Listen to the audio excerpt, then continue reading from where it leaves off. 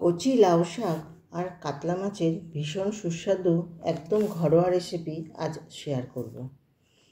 মুখে রুচি ফেরাতে বা শরীর পেট ঠান্ডা করতে এই রকম রেসিপি পেলে ভাত একটু বেশিই খাবেন।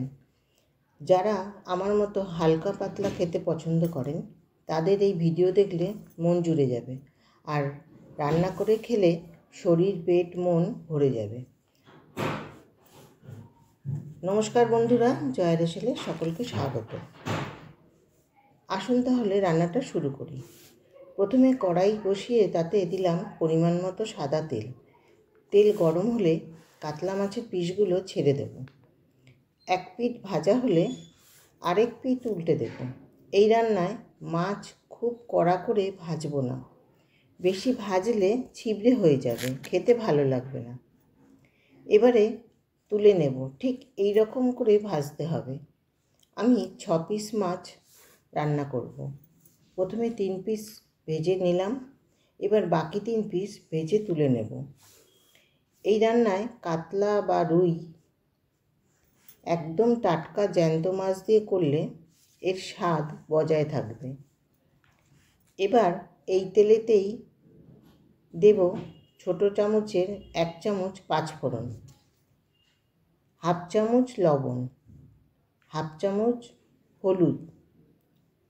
এরপর দেব ছোট চামচের 1 চামচ জিরে বাটা। গ্যাসের ফ্লেম লো টু মিডিয়ামে রেখে জিরে বাটা, লবণ, হলুদ মিনিট 3 নাড়িয়ে নেব। এখানে আমি গুঁড়ো লঙ্কা বা বাটা লঙ্কা দেব না, দেব 4 থেকে 5টা কাঁচা লঙ্কা হাতে করে ফাটিয়ে। 1 থেকে 2 মিনিট একটু নাড়িয়ে নেব, এতে লঙ্কার ফ্লেভার চলে আসবে। এবার কচি লাউ শাকের ডাঁটাগুলো দিয়ে দেব। বলে রাখি, ডাঁটা আর পাতা আমি খুব ভালো করে গরম জলে ধুয়ে নিয়েছি। লাউ শাকগুলো এতটাই কচি যে ডাঁটাগুলো আঁশ ছাড়াবার প্রয়োজন পড়েনি। এই রান্নায় লাউ শাক একদম নরম টাটকা দেখে নিতে হবে, এতে খেতে অনেকটাই ভালো লাগবে।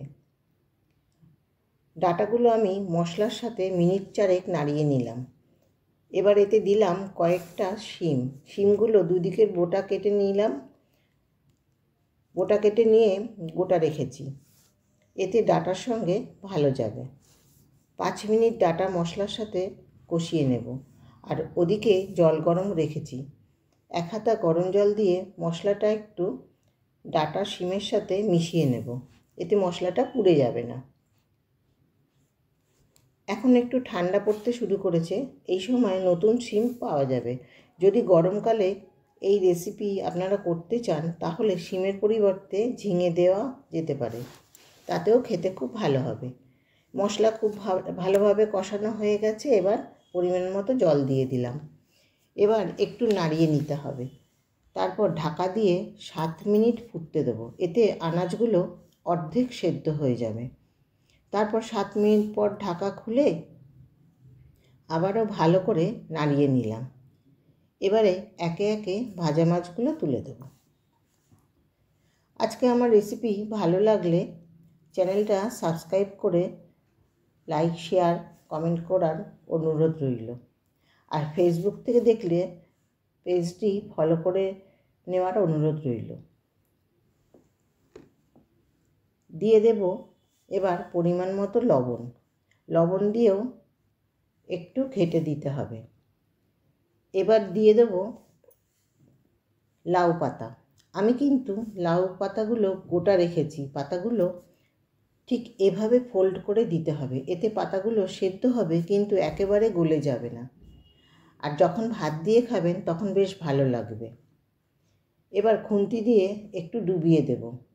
আবারও ঢাকা দিয়ে 6 মিনিট ফুটতে দেবো, এতে বাকি আনাজ আর পাতা একবারে পুরোপুরি খুব ভালোভাবে সেদ্ধ হয়ে যাবে।